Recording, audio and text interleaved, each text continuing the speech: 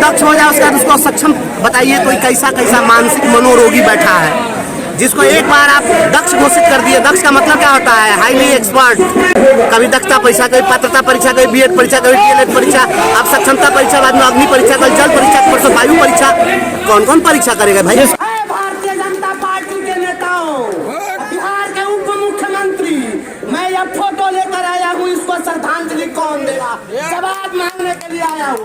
बताओ, यह विजय सिंह की तस्वीर है। इस तस्वीर को जरा आनंद भाई दिखाइए। यह विजय सिंह की तस्वीर है, यह भारतीय जनता पार्टी की तस्वीर है। भारतीय जनता पार्टी के इस कार्यकर्ता की जान गई व शिक्षकों के अधिकार की लड़ाई में। हम श्रद्धांजलि देते हैं विजय बाबू को। तुम श्रद्धांजलि कब दोगे? जवाब दो और नौटंकी करना बंद करो। बात करना है, शिक्षकों से बात करो। अगर जब आ करके और धरना प्रदर्शन में कहते थे कि शिक्षकों को वाजिब हक मिलना चाहिए, तो उस दिन लाठी खाकर दिखावा किए थे, अपना खून बहाकर नौटंकी किए थे सत्ता की मलाई मारने के लिए, या वास्तव में शिक्षकों के हितैषी हो? आज विजय सिंह को श्रद्धांजलि देने के लिए आपको आगे आना होगा, शिक्षकों से बात करनी होगी। माननीय संयोजक महोदय, संयोजकों से बात करिए और आप प्रशासन को अल्टीमेटम दीजिए। ये प्रशासन के बैठे हुए जो पदाधिकारी हैं, हम इन लोगों का चेहरा देखने के लिए और फोटो खिंचाने के लिए नहीं आए हैं, निर्णायक मोड़ पर आए हैं। निर्णय होगा। समय मांगा है 10 मिनट का, आधा घंटा से अधिक हो गया। प्रशासन को अल्टीमेटम दीजिए। हमने कहा है लाइन काट दिया गया है, कोई बात नहीं, हमारी आवाज पहुंच जाएगी एक दूसरे साथियों तक। हमने कहा है कि अगर बिहार के साथियों, एक पत्नी में और एक वेश्या में क्या अंतर होता है? केवल और केवल इतना ही अंतर होता है कि पत्नी कमिटेड होती है कि तेरे साथ है तो किसी और के साथ नहीं रहेगी। मेरे दोस्त, जो हर रात बिस्तर बदल दे वो पत्नी नहीं होती है, वो वेश्या। बिहार की जनता को इन राजनीतिक गणिकाओं से, इन वेश्याओं से आज शर्मिंदगी उठानी पड़ रही है। कोई गौरव के साथ नहीं कर सकता हम उस बिहार के रहने वाले हैं जहाँ पर इतने इतने महान महापुरुष राजनेता रात में किसी और के साथ बिस्तर साझा करते हैं और दिन में किसी और के साथ बिस्तर साझा करते हैं और पार्क में जाकर किसी के और के साथ हाथ में हथौड़ी करते हैं।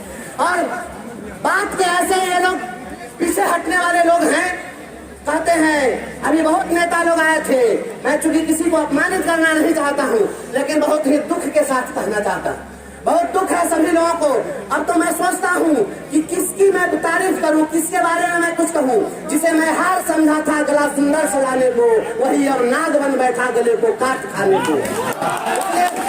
मेरे दोस्त, मेरे साथी, मेरे भाई, और देखिए आपको धक्का दिया गया। जब मारपीट होती है, किसी दो पक्षों में जब मारपीट होती है तो किसी को लोग मारता है, धक्का देता है, घसीटता है, और घसीटते घसीटते जब जो कमजोर पड़ता है दीवार के सहारे जाकर टिक जाता है, उसके बाद पीछे हटने का कोई विकल्प नहीं होता है, तो वहां पर वह व्यक्ति क्या करता है?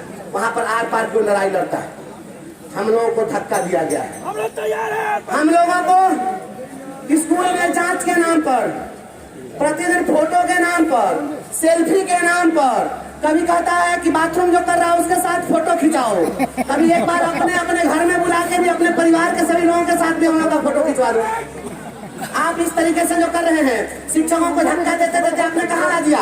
आपने उस दीवार में सटा दिया कि अब पीछे हटने का विकल्प नहीं है। या तो अब तुमको लड़ेंगे, भिड़ेंगे, जीतेंगे, और नहीं तो मेरे दोस्त, हिंदुस्तान के जो लोग हैं, यहाँ के जो बेटे हैं, जब हम राजस्थान का इतिहास पढ़ते हैं तो खून खौल उठता है। जब हिंदुस्तान के जो बहादुर, जो यहाँ के सैनिक होते थे, जब आ करके और उसके किले को घेर लिया जाता था और जब तय हो जाता था कि बाहर में सैनिकों की, दुश्मनों की फौज इतनी बड़ी है कि हम वहां पर जीत नहीं सकते हैं, तब भी हमारे सैनिक पीछे नहीं हटते थे। वहां पर दो काम होता था। महिलाएं अपने घर में जौहर कुंड बनाती थी और उसमें कूद कर जान देती थी, और उनके जो पति होते थे माथा में केसरिया बांध करके और कूद जाते थे। मरना तो तय है, लेकिन हम मरते हुए वीर गति को प्राप्त करके मरना पसंद करते।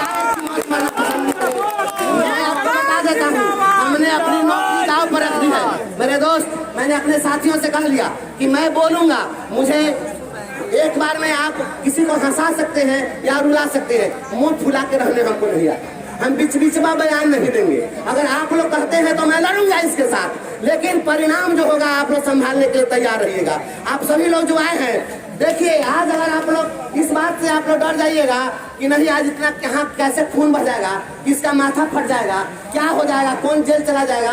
बंधुओं, जेल से निकल जाना आसान है, लेकिन ये जो काला चश्मा वाला मोगेम्बो है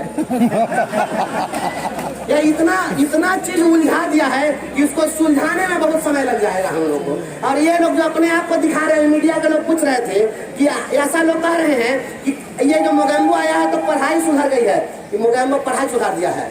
कहाँ पढ़ाई क्या सुधारा है? पहले क्या लोग नहीं पढ़ा रहा था, फिर टॉपर कहाँ से आ रहा था? वो पढ़ाया से टॉपर आ रहा था बिहार बोर्ड का, कहाँ से आ रहा था लोग? ये लोग जिस तरीके से तमाशा कर रहे हैं और आपका मजाक बना रहे हैं, इन लोगों को माकूल जवाब देना होगा। माननीय संयोजक महोदय, मैं कहना चाहता हूँ, ये लोग देशभक्ति की परिभाषा को बदल दिया। इन देशद्रोहियों ने देशभक्ति को डरा दिया, कातिलों की फौज को रहनुमा बना दिया। कल तलक लिए खड़ी थी बम बनाती टोलियां, जो उजारती रही मेहरी मांगरोलियां। कल तक जो नकारता रहा राष्ट्र के विधान को, थूकने की चीज मानता था संविधान को, उसके सर पर रखकर ताज हो रहा है आरती, रो रहा है देश प्रेम, रो रही माँ भारती। कोई देशभक्त जो इस रोती मातृभूमि को सुकून दे और इन देशद्रोहियों को गोलियों से भून दे, ऐसे सरफरोश का प्रकाश चाहिए। आज कोई पटेल या सुभाष चाहिए। आज शिक्षक आंदोलन में फिर से पटेल और सुभाष की जरूरत होगी। तुम शोकज पूछोगे, हमसे शोकज पूछा गया, सबसे पहला शोकज हम ही पर हुआ और मेरा फोटो यहीं से गोल गोल घेर कर जाता। घेरने की जरूरत नहीं है, मैं कहाँ हूँ, अगर मोगेम्बो का कैमरामैन है फोटो ले लो और फोटो भेज दो। मैं अग्रणी पंक्ति में खड़ा हूँ। भगत सिंह ने कहा था कि कान से बहरे और आंख से अंधे, आंख से अंधे और कान से बहरे लोगों को सुनाने के लिए जोरदार धमाके की जरूरत होती है। यदि तुम बहरे हो तो हम जोरदार धमाका करके जाएंगे। इनकलाब होगा और शिक्षकों की आवाज दबाई नहीं जा सकती है।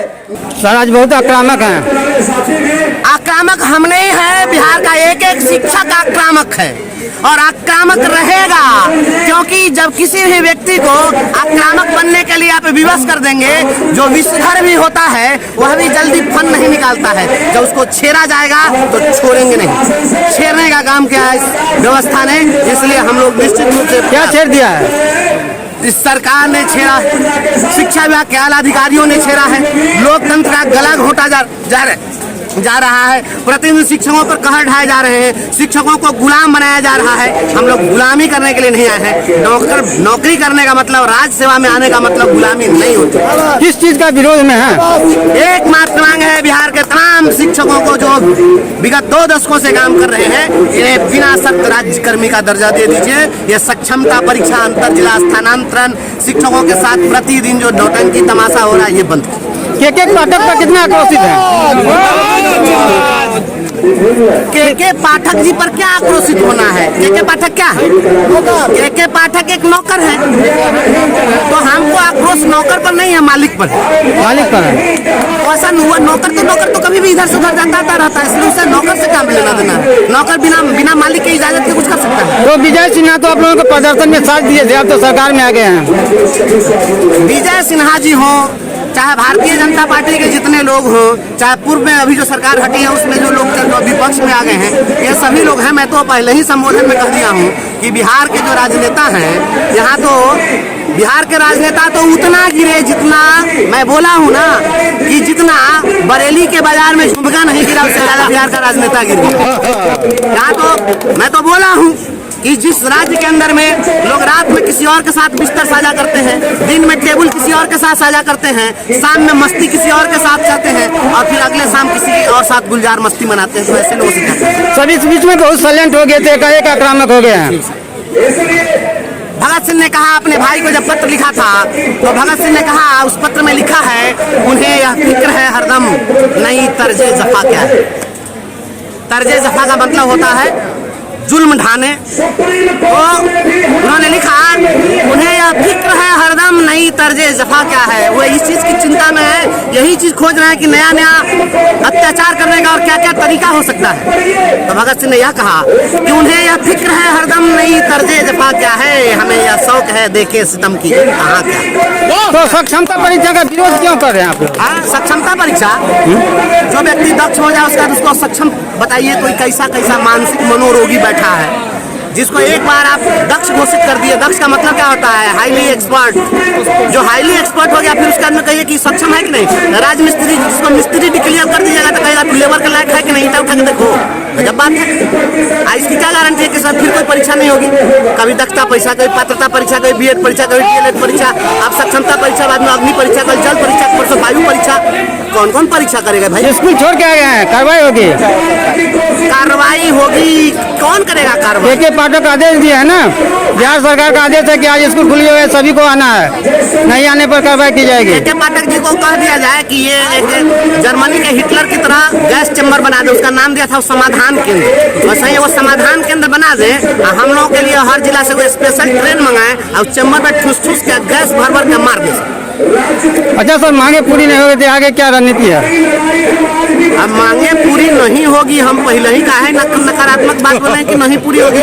मांग हम जिससे करने आए हैं और लोकतांत्रिक व्यवस्था में उस कुर्सी पे बैठे हुए हैं। हमारी मांग राजा से है और ये लोकतांत्रिक व्यवस्था है। जो राजतंत्र होता था उसमें राजा बनने के लिए रानी के कोख से जन्म लेना पड़ता था। अब तो मेहता रानी के कोख से जन्मा हुआ बेटा भी राजा बनता है। तो यह राजा बात नहीं सुनेगा तो फिर दूसरा राजा आएगा, हम राजा बदल देंगे। यदि मांगे पूरी नहीं होते आगामी लोकसभा में शिक्षक का क्या निर्णय होगा?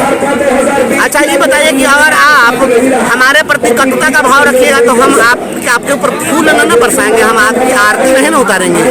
जो जैसा करेगा वैसा पाएगा।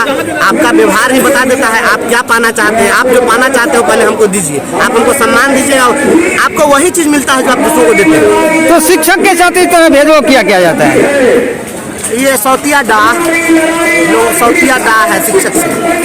ये प्रतिशोध साध रहे हैं। पिछलका चुनाव में मास्टर लोग वोट नहीं दिया, हालांकि वोट जिसको दिया फिर वो लोग उन्हीं के साथ सट गए थे। ठीक है, तो इनको इसी बात का प्रतिशोध है कि ये टीचर लोग वोट नहीं किया। बैलेट में तो गिनती हो जाती है, पता चल जाता है, तो पता चल गया कि हम लोग वोट नहीं दिए। अरे तो जो वोट नहीं दिया है तो कल को दे सकता है, लेकिन आप देने लायक उससे फिर व्यवहार तो करिए। तेजस्वी यादव बिहार में एक नौजवान नेता हुआ तो हम लोग को लगा कि वो नया लड़का आया और इसको हम लोग प्रमोट करेंगे तो बेहतर करेंगे। मैं तो बार बार कहा हूँ तेजस्वी से बहुत अपेक्षाएं थी, लेकिन तेजस्वी यादव जब आए तो ये भी मौन साध लिए, एकदम बिल्कुल चुप्पी साध लिए। पहले हर सभा में नियोजित शिक्षक के बिना इनकी कोई बात पूरी नहीं होती थी, और जब ये सत्ता में आए उसके बाद में ये मौनी बाबा हो गए, मौन साध लिए। मौन क्या साधे? इनके मंत्री सुधाकर जी रिजाइन करने के लिए मजबूर हो गए। उन्होंने रिजिग्नेशन लेटर मुख्यमंत्री के मुंह पर फेंक दिया, रिजाइन करके चले गए। ये अपने मंत्री की इज्जत नहीं बचाया। शिक्षा मंत्री को इतना बेइज्जत किया गया, ऐसा कभी हुआ है? अरे मिनिस्टर जो होता है अपने विभाग का राजा होता है। लोकतंत्र में यही ना राजा है, इलेक्टेड बॉडी।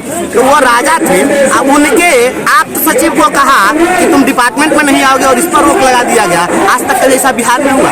तो वो चंद्रशेखर जी की प्रतिष्ठा वो नहीं बचा सके। जो अपने मंत्री की इज्जत नहीं बचा सकता है उससे क्या अपेक्षा की जा सकती है? अरे हम लोग तो ऐसे लोग हैं कि में भी कोई आ जाए तो उसके लिए जान लुटा करके और तब भी उसके आबरू की रक्षा करने वाले लोग। आप करें तेजस्वी जी मौन से ऊपर नौकरी का भरमार लगा दिए। नौकरी का वो जो भरमार लगा दिए हैं, यह तो हम ही लोगों की लड़ाई न थी, वो अपने मन से दे दिए हैं। हम लोग शुरू से कह रहे थे कि नियोजनवाद का कलंक जो है आप खत्म कीजिए, तो उन्होंने खत्म किया। लेकिन हम मांग कर रहे थे तो नए लोगों को मौका मिल गया, लेकिन पहले से जो काम कर रहा था 20 साल से तो वो हवा में चला गया। इतने दिनों से जो लोग काम किया है तो उसको आप इसी प्रकार से छोड़ दीजिएगा। वादा तो आप उसके साथ किए थे। नौकरियां तो आएंगी जाएंगे, लेकिन सिस्टम जो आज जो रिटायरमेंट के एज में चला गया है, जिनका बसा बसाया घर उसका घर आप उजाड़ने पर लगे हुए हैं, इस तरह से चलता है। हम तो लोग उजड़ जाते हैं महज एक घर बनाने में, ये तरस नहीं खाते हैं बस्तियां जलाने में। तो ये शिक्षकों की बस्तियों को उजाड़ने में क्यों लगे हो? इनको क्या आनंद आ रहा है? ये राक्षसी प्रवृत्ति है, इंसानी प्रवृत्ति नहीं।